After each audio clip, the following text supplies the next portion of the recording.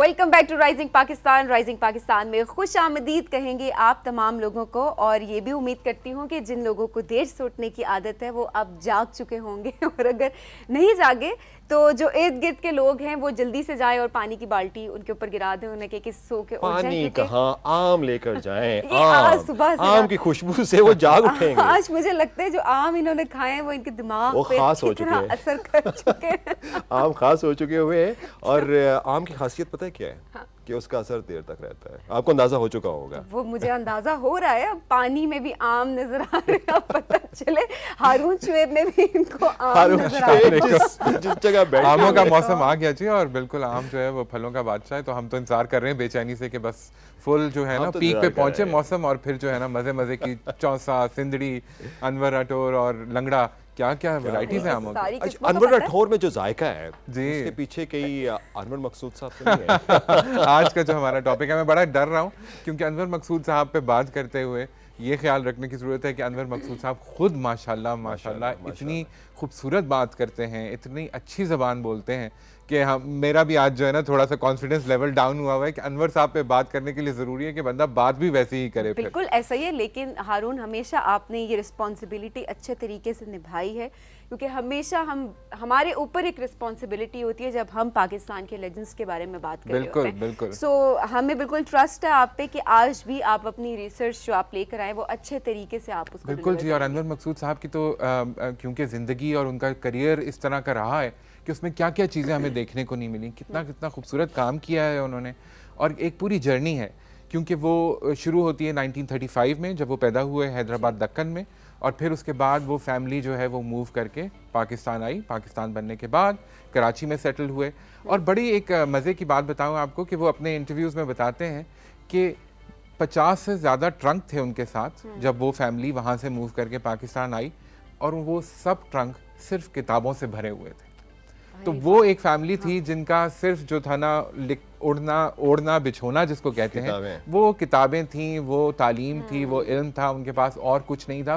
Camp में, tent में रहकर ये 9 बहन भाई, 10 बहन भाई थे, 10 बहन भाई, और नाना नानी, वालदा उनकी, ये सब लोग जो थे बड़े हम्बल तरीके से इन्होंने अपना आगाज़ किया।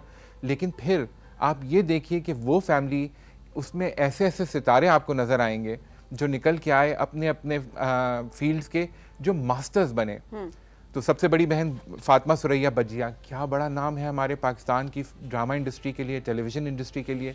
पीटीवी के साथ कितनी लंबी उनकी एसोसिएशन रही, वो सबसे बड़ी बहन, और उन्होंने अपने सब बहन भाइयों को फिर संभाला। तो फिर अनवर मकसूद साहब अपनी ज़ात में एक बहुत बड़ा नाम। फिर और अगर आप देखें ज़हरा निगाह साहिबा, क्या खूबसूरत शायरा हैं उर्दू की, वो उनकी अनवर साहब की बहन। फिर और देखिए तो सारा नकवी साहिबा जो कि साइंटिस्ट भी थी, बीबीसी के साथ एज अ जर्नलिस्ट एसोसिएटेड रहीं, वो भी एक बहन थी। फिर जुबैदा तारिक, जिनको हम जुबैदा आपा कहते हैं, जो कि अल्लाह ताला उनको जन्नत नसीब करे, जो टेलीविज़न के ऊपर कुकिंग शो किया करती थी, टोटके उनके बड़े मशहूर थे। बिल्कुल, तो वो उनकी बहन। और भाई भी इसी तरह अहमद मकसूद साहब जो थे वो सिविल सर्विस में रहे, और बहुत बड़ा उन्होंने भी नाम अपना बनाया सिविल सर्विसेज के अंदर रहते हुए। तो ये आप देखें कि एक ही ख़ानदान में आपको क्या बड़े बड़े सितारे नज़र आते हैं। और बहन भाइयों में दूसरे नंबर पर थे ये। बिल्कुल जी, बहन भाइयों में दूसरे नंबर पर थे। और फिर जब उनकी शादी हुई, आई थिंक 1969 की बात है, तो फिर इमराना मकसूद उनकी ज़िंदगी में आई, और उनका ख़ुद भी लिटरेचर के साथ बहुत ताल्लुक़ है, लिखती भी हैं, ड्रामे भी लिखती हैं, और किताबें भी लिखती हैं, नावल भी लिखा उन्होंने। ये जी शादी की तस्वीरें, ये ज़हरा निगाह साहिबा हैं, उनकी बहन, उनके साथ अनवर मकसूद साहब की तस्वीर। और फिर उनके 2 बच्चे हैं, बिलाल मकसूद जो कि ख़ुद अपनी ज़ात में एक म्यूज़िशन हैं, हम जानते हैं, बड़े अच्छा म्यूज़िक बनाते हैं। स्ट्रिंग्स उनका बैंड था, जो कि अभी पिछले दिनों उन्होंने ऐलान किया कि जी वो बैंड अपना ख़त्म कर रहे हैं, लेकिन फिर भी म्यूज़िक में उनकी बहुत बड़ी कॉन्ट्रीब्यूशन। और बेटी है उनकी अर्जुमंद, तो वो जो है वो टेलीविज़न से दूर हैं, गाती वो भी बहुत अच्छा है, लेकिन वो पब्लिक में नहीं गाती, वो अपनी फैमिली फंक्शंस वगैरह में मैंने उनको देखा है कि वो गाती। खूबसूरत फैमिली। तो ये माशाल्लाह खूबसूरत फैमिली है इमरान और अनवर मकसूद साहब की। तो ये कराची में सेटल्ड हैं। अनवर मकसूद साहब माशाल्लाह अब जो है वो 80 से ज़्यादा उनकी उम्र हो चुकी है, और वो अपना वक्त ज़्यादा जो है वो पेंटिंग में लगाते हैं। अच्छा, पेंटिंग के ऊपर हम बात करते हैं थोड़ी सी। तो अनवर मकसूद साहब बताते हैं कि मैं बचपन में जब हम आए कराची, तो हमारे पास कुछ ज़्यादा सामान तो हुआ नहीं करता था, तो मेरा पहला शौक और पहली मोहब्बत जो है वो पेंटिंग है। तो वो कहते हैं मैं कोयला लेकर अपने घर की दीवारों के ऊपर चीज़ें बनाया करता था। और फिर उनके घर के पास ही रहते थे शाकिर अली, जो बहुत बड़ा मुसव्वरी का नाम है पाकिस्तान का। तो शाकिर अली ने फिर आकर उनको रंग दिए और कहा कि बेटा जो तुम बनाते हो ये कोयले से तस्वीरें, इसमें रंग भी भरा करो। तो आप देखें कि अनवर मकसूद की हर पेंटिंग में आपको रंग नजर आएंगे और बहुत खूबसूरत नजर आप देखें बिल्कुल बिल्कुल, क्या खूबसूरत इस्तेमाल है रंगों का। और अनवर साहब अभी भी पेंट करते हैं। 1959 में उनका पहला एग्जीबिशन लगा था पेंटिंग्स का। तो टेलीविजन के साथ एसोसिएशन से पहले एज अ पेंटर मुसव्विर के तौर पे वो बड़ा अपना नाम कमा चुके थे। 1959 में जब एग्जीबिशन लगा, सॉरी हमून, तो मैं बताऊं आपको कि 50 पेंटिंग्स थी जिसमें से 40 पहले दिन ही बिक गई। जी जी। तो यहाँ से फिर उनका सफर जमशेद मार्कर ने वो उनकी जी बिल्कुल, जमशेद मार्कर ने उनको 40 की 40 तस्वीरें खरीद ली और वहाँ से उनका ये मुसव्वरी के साथ जो था ना, ये और चलता करियर रहा। का start basically as a painter उन्होंने As a किया, painter एज अ उन्होंने किया। राइटर या एज एन एक्टर नहीं किया। नहीं जी, लेकिन यह है कि क्योंकि घर में लिखने पढ़ने का माहौल था तो वो जाहिर है लिखते भी थे। और वो कहते हैं कि जी जहरा निगाह जो थी वो शायरी लिख रही थी, फातिमा सुरैया बजिया जो थी वो बड़े संजीदा नॉवल लिख रही थी। तो मैंने सोचा मैं अपनी क्या जगह बनाऊंगा। अच्छा हारून, यहाँ पर ना मुझे एक चीज़ बहुत ज़्यादा हमेशा जब भी आप बात कर रहे होते हैं मुझे बहुत ज़्यादा फैसिनेट करती है, उसमें ये कि हम जितने बड़े लोगों की बात कर रहे होते हैं उनसे, उनकी किताब से दोस्ती, लिटरेचर से उनका गहरा ताल्लुक, वो हमेशा हमें नजर आ रहा होता है। वो हमेशा बता रहे हो, जैसा आपने बताया कि जी 50 जो थे वो तो सिर्फ वहाँ पर से ट्रंक से, वो बस तो यही थे के और कुछ नहीं था उनके पास, सिर्फ ये 50 ओढ़ना बिछोना आपकी वो किताबें थी। अच्छा, जो मैं आपसे उस वक्त पूछने लगा था, सॉरी, जो उस वक्त मैं आपसे पूछने लगा था कि ये भी कहते हैं कि उनकी वजह शोहरत जो हम आप जितने भी ऑडियंस है या व्यूअर्स हैं जानते हैं, शायरी है, लिखारी हैं, ड्रामा उनका, आप 50-50 से लेकर आप आंगन टेढ़ा तक चले आए और आप खैर डिटेल्स तो आप हमें बताएंगे, मगर वो कहते हैं कि जो मेरी रोज़ी रोटी, जो मेरा ज़रिया माश है वो तो है मेरी पेंटिंग्स। जी, अब वो अक्सर ये बात करते हैं कि वो कुछ दूर हो गए टेलीविज़न इंडस्ट्री से, क्योंकि वो अपने आप को थोड़ा मिसफिट समझते हैं। अब जिस तरह का टेलीविज़न बनने लगा है, ना कहें बस जिस तरह का टेलीविज़न बनने लगा है, कमर्शियल रिक्वायरमेंट्स और हैं। अनवर साहब ये समझते हैं कि शायद अब उनके लिए टेलीविज़न के लिए लिखना इतना शायद मुमकिन नहीं है, तो वो अपना वक्त ज़्यादातर जो है वो पेंटिंग्स के साथ गुजारते हैं। लेकिन यह है कि उनका काम आज भी हम याद करते हैं। और उनका सफ़र शुरू हुआ पहले ज़िया महिउद्दीन शो से। तो उन्होंने पहला जो लिखना शुरू किया और उन्होंने कहा कि संजीदा तो लिखने वाले घर में ही इतने बड़े बड़े मौजूद थे कि मुझसे संजीदा लिखा ना जाता। तो फिर उन्होंने मजाह की तरफ और लाइट स्क्रिप्ट की तरफ आना शुरू किया और पहला ज़िया महिउद्दीन शो के लिए स्क्रिप्ट लिखा। फिर 50-50 का जिक्र किया आपने हामून, तो 50-50 उन्होंने उसके लिए लिखा और बहुत अरसे लिखा। फिर उसके बाद एक खूबसूरत प्रोग्राम वो करते चले गए। और फिर जो सबसे बड़ी कंट्रीब्यूशन अनवर साहब की रही वो ये भी रही कि वो खुद भी प्रोग्राम होस्ट किया करते थे। हम सब के लिए वो एक मिसाल हैं। हम आज भी देखते हैं कि कितनी सहल तरीके से, कितने प्यार से वो प्रोग्राम करते थे। गेस्ट के साथ किस तरह उनका रवैया हुआ करता था और छोटे छोटे चुटकुले, किसी का मजाक नहीं, कोई फक्कड़पन नज़र नहीं आता उनकी गुफ्तगू में।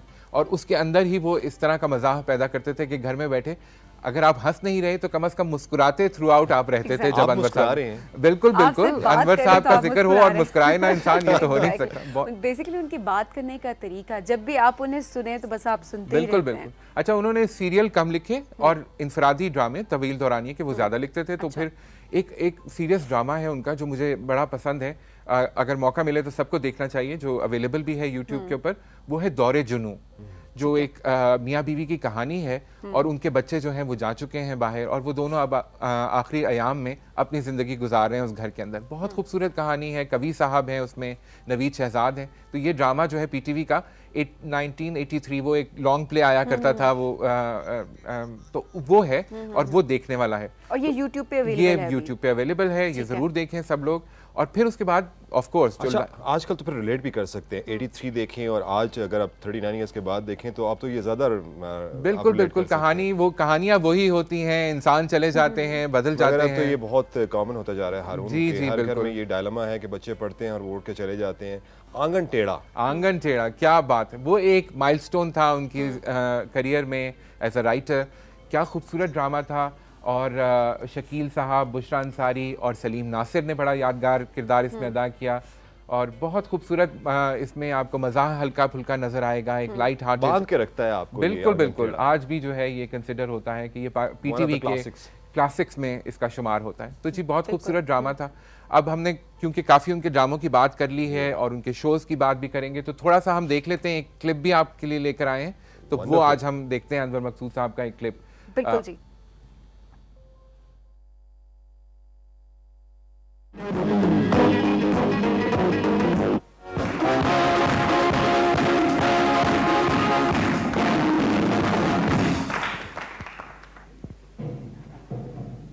अगर आप कोई फिल्म बना रहे हैं, आपके जहन में हीरोइन का नाम आए, और जो नाम आएगा वही आज सिल्वर जुबली में हमारी मेहमान है।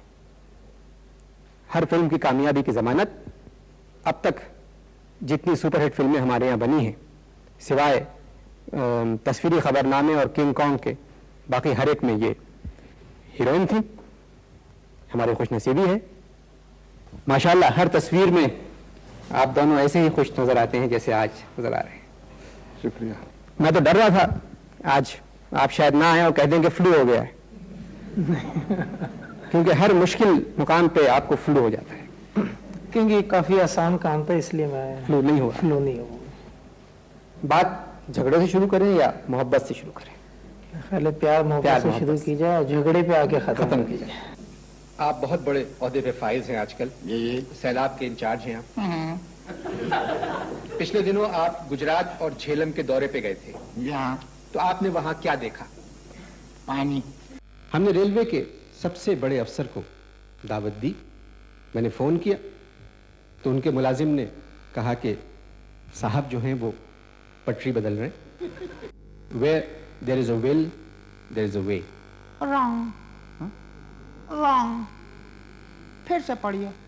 Where there is a will, there is a way. हमारे रेलवे में है वेयर देयर इज अ पुल देयर इज अ वे। आपका इंटरव्यू करना है। क्यों? हम कौम को बताना चाहते हैं कौन को क्या बताना चाहते हो कि कौन पहले ही सब कुछ जानती है। जबरदस्त जी। अच्छा, वो जो हम सारी बातें कर रहे थे उसकी थोड़ी सी एक झलक हमें जो है वो यहाँ बिल्कुल। पर और नजर क्या आई है। खूबसूरत खूबसूरत लोग आपको नजर आए। मुईन अख्तर साहब के साथ बड़ी लंबी उनकी एसोसिएशन रही, बुशरा अंसारी और मुईन अख्तर और अनवर मकसूद। ये बड़ी अच्छी टीम थी कॉम्बिनेशन जो उनकी। था ना वो बड़ा विनिंग बड़ा कॉम्बिनेशन leadership था। और था फिर बहुत सारे शोज वो करते थे, शोशा, फिर उसके बाद स्टूडियो 2.5, स्टूडियो 2.25, इस तरह के बहुत सारे सीरीज चलते रहे। पता नहीं, मुझे लगता है अब भी ऐसा कुछ होना चाहिए। आप जिस तरह कह रहे हैं अब उन्होंने ब्रेक ले लिया टेलीविजन से, अब बहुत ज़्यादा नहीं काम कर रहे, लेकिन हम इस प्लेटफॉर्म के थ्रू ज़रूर रिक्वेस्ट ज़रूर करेंगे बिल्कुल कर हम सकते हैं। अनवर मकसूद साहब से कि हमारी जनरेशन के लिए अब हमारे लिए भी कुछ लिखें, ताकि पुरानी चीज़ें हमारे पास हैं जो जिनसे हम आज भी रिलेट ज़रूर कर सकते हैं। लेकिन आज की जनरेशन को भी बहुत ज़रूरत है स्पेशली ऐसे अंदाज़े बयां की, जो बिल्कुल। उनका तरीका था बयान करने का चीज़ों को। बिल्कुल, मैं वही आपको कहता हूँ कि देखें कितने सहल अंदाज से, कितनी आसानी से, कितनी तमीज़ तमद्दुन के साथ वो मजाक क्रिएट करते थे। Exactly. और मजाक क्रिएट करना आसान नहीं है। जुगतबाजी, फक्कड़पन आसान होता है। आप गिर गए, फिसल गए तो इसके ऊपर हर कोई हंस देगा फौरन। Exactly. लेकिन बातों से, किसी इंटेलिजेंट कॉन्वर्सेशन से लोगों को मुस्कुराने पे मजबूर कर देना, ये अनवर साहब के यहाँ हमें नजर आता है। ये तो बिल्कुल आर्ट बिल्कुल। है। और ये आर्ट इस हमें चीज़ नजर में आता है। हमेशा डिफरेंस मुझे नजर आया कि उन्होंने इस चीज़ को हमेशा इसमें डिफरेंस रखा कि मजाक करना और उड़ाना, ये बिल्कुल। दो डिफरेंट चीज़ें, और ये हमने सीखा। बहुत अच्छी बात की आपने कि मजाक करना और चीज़ है और मजाक करना और चीज़ है। अच्छा, ये जो आपसे एक बात पूछनी, जैसे अभी हमने शबनम को भी देखा और घोष को भी देखा, तो कह रहे थे कि आप बड़े खूबसूरत लग रहे हैं, डर था कि कहीं आपके फ्लू है ना आए, इस तरह की जो खूबसूरत बातें वो करते हैं, बांध लेते ना साथ। तो ये सिल्वर जुबली के हवाले से आप हमें बता रहे थे कि बिल्कुल जी, म्यूजिक के अंदर म्यूजिक क्या के अंदर, क्या, जी, और जी। फिर ये डॉक्यूमेंट हो गया। फिर एक बाद में खिराज तहसीन के नाम से भी वो प्रोग्राम करते रहे। तो उन्होंने ये जो बड़े बड़े लेजेंड्स थे, जो कि उनके हमअसर भी थे, उनसे सीनियर भी थे, उनकी जो ज़िंदगी है वो बड़ी खूबसूरती से ये डॉक्यूमेंट कर दी है। सिल्वर जुबली पीटीवी का एक बड़ा यादगार प्रोग्राम रहा है। इसी तरह खिराज तहसीन भी पीटीवी के ऊपर चलता रहा, जिसमें बड़े बड़े लेजेंड्स को ट्रिब्यूट दिया जाता था, तो अनवर साहब उसको भी होस्ट करते थे।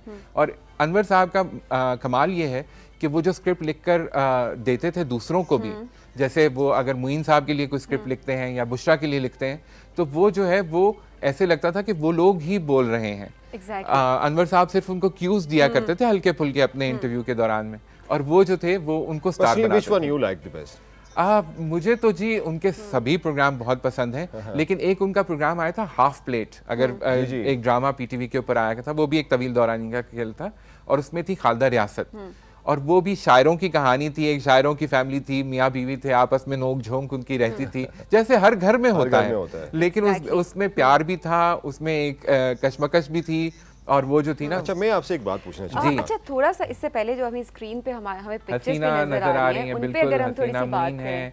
ये इमराना और ये अनवर साहब का घर है, तो माशाल्लाह जो है वो बड़े यारबाश आदमी हैं। तो दोस्तों के साथ आज भी उनकी महफिल आई एम श्योर रहती होगी। और दोस्त भी कैसे कैसे, बिल्कुल, क्या बड़े बड़े नाम हैं, काजी वाजिद, कमाल अहमद रिजवी। अनवर साहब खुद कमाल अहमद रिजवी को बहुत पसंद करते थे, तो उनका अक्सर जिक्र करते हैं। बहरोज नजर आ रहे हैं, बहरोज सब्जवारी। तो ये बड़े बड़े लोग हैं, ये पीटीवी के साथ एसोसिएशन में ये लेजेंड्स हैं। म्यूजिक में अगर हम बात करें तो क्या क्या म्यूजिक में भी अनवर साहब की कंट्रीब्यूशन भी आप ही की बिल्कुल दरियाफ्त किया था। बेंजामिन सिस्टर्स थी, सज्जाद अली थे, वहाब अहमद जो बहुत बड़े सिंगर कराची में रहे, वो भी अनवर साहब उनको लेकर आए पहली दफ़ा सिल्वर जुबली में। तो बहुत बड़ा, क्योंकि अनवर साहब अपने करियर के दौरान एक म्यूजिक बनाने वाले बड़े इदारे से भी वाबस्ता रहे। अच्छा। आपको याद होगा वो टेप्स आया करती थी जो हम कैसेट प्लेयर में लगाकर चलाया करते थे, तो वो जो टेप्स का पूरा एक कल्चर था पाकिस्तान में, उसमें वो इदारा अपना काम कर रहा था। तो अनवर साहब उसके साथ एसोसिएटेड रहे, और फिर उन्होंने नूर जहां, मुन्नी बेगम को भी अनवर साहब ने ही इंट्रोड्यूस कराया। तो ये जो है अरशद महमूद के साथ मिलकर ऐसा ऐसा म्यूजिक बनाते रहे जो बड़ा यादगार म्यूजिक है। अगर देखें तो वो कहते हैं ना कि हीरे की पहचान जो है वो असल जुबली को होती है। तो वो जो जिन लोगों को इंट्रोड्यूस करवाया उनका आज कितना नाम है। आप मुइन अख्तर का जो देखिए करियर जहां पहुंचा, खासतौर पे टेलीविजन के हवाले से और पीटीवी के हवाले से, उसमें अनवर साहब का बहुत बड़ा कंट्रीब्यूशन रहा।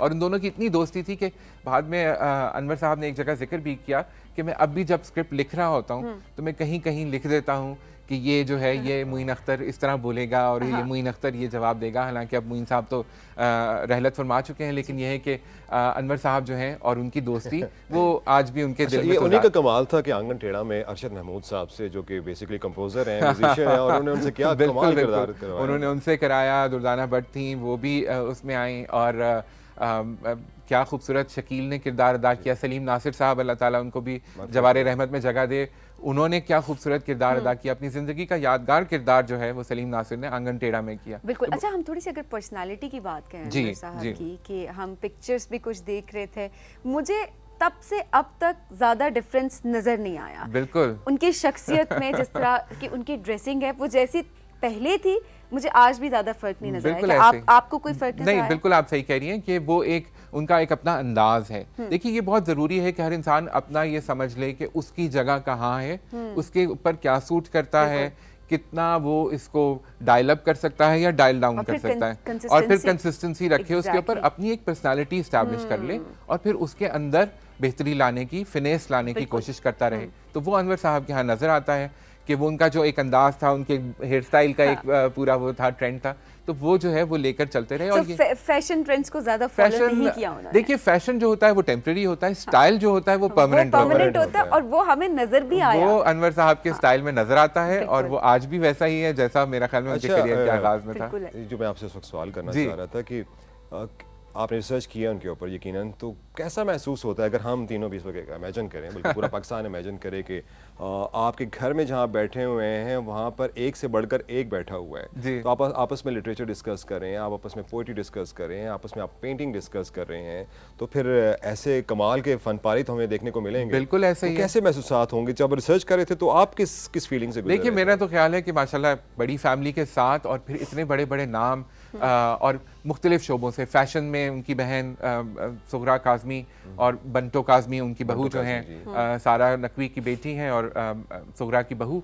तो ये लोग वो हैं जो कि मतलब इतनी डाइवर्सिटी, रिचनेस आपके ही घर में मौजूद होगी, और फिर गुफ्तगू जो होती होगी हम सोच ही सकते हैं कि वो क्या गुफ्तगू होती होगी कि बजिया बैठी हैं, जहरा बैठी हैं और अनवर बैठे हैं, और फिर वो जब बातें करते होंगे तो इसी ये हमें नजर आता है। फिर ये जनरेशंस पे चलती रहती है। तो अब मैंने सुना है कि उनका पोता माशाल्लाह ऑलरेडी म्यूजिक बना रहा है और बहुत खूबसूरत म्यूजिक बना रहा है। मिसेस भी तो उन्होंने भी तो लिखा है। जी जी बिल्कुल, इमराना का मैंने जिक्र किया कि वो नॉवेल भी लिखती हैं, कहानियाँ लिखती हैं, टीवी के लिए भी उन्होंने लिखा। तो फिर प्राइड ऑफ परफॉर्मेंस एक ही घर में काफी सारे नजर आते होंगे आपको। तो वो अनवर साहब के अवार्ड्स की अगर बात करें तो जी जी वो तो मेरे ख्याल में गिने नहीं जाते होंगे। ऐसा ही है उनको, मतलब पाकिस्तान का शायद ही कोई अवार्ड हो जो नाम मिला हो उनको, जो कि टेलीविजन मीडिया इंडस्ट्री से रिलेटेड हो।